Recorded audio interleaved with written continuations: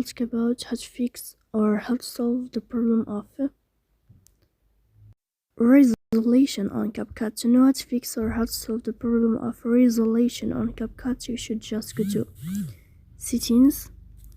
In the first, you can go to the window of apps and you can click on Capcut. Sorry, not here. You will go to Capcut app, you will enter here. Sorry.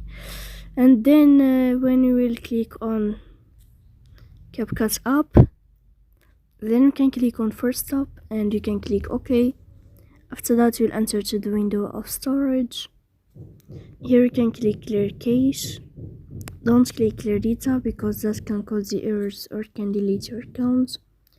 In the end, you can turn off your phone and you can wait a moment to turn on your phone again. So please don't forget to support us by like and subscribe.